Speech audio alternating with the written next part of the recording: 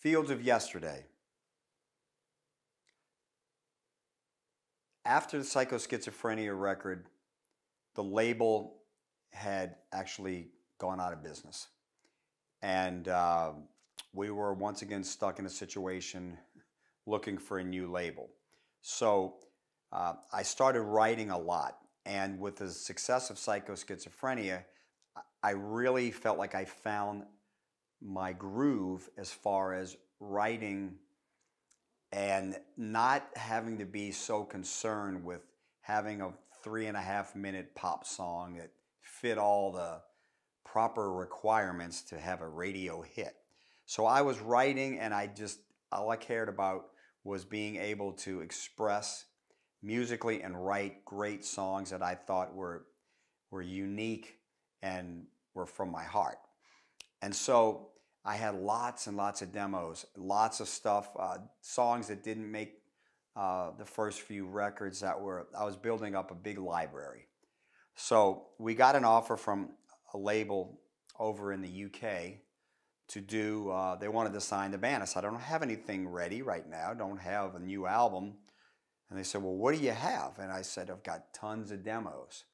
So they said, well, we would like to release a collection of demos that hadn't made the other records. So I came up with about, I want to say maybe 14 songs or something like that, depending on whether it's the US or the European version. But we came up with a collection called Fields of Yesterday.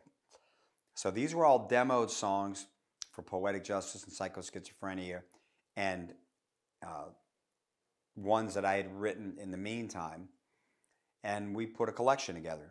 The best part about that was the fact that the label in Japan, Pony Canyon, signed us to a deal over in Japan and brought us to play in Tokyo, to spend several days in Tokyo, to do a great show at the amphitheater there, and spend a couple of days doing interview after interview. Now, the amazing thing about Japanese press is they're speaking to you in Japanese. I have an interpreter, but the whole time he's speaking to me in Japanese, he's looking at me, and the proper etiquette is I look at them even though I haven't a clue what they're saying.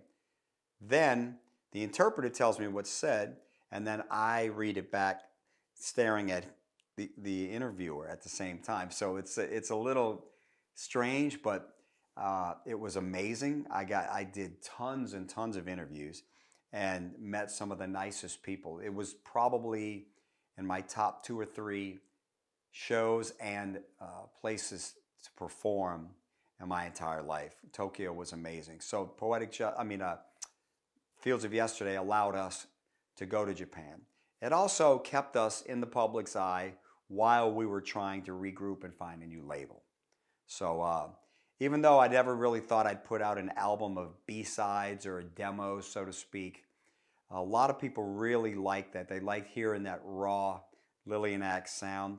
And some of those songs, that even though they hadn't made the records, they were still great songs.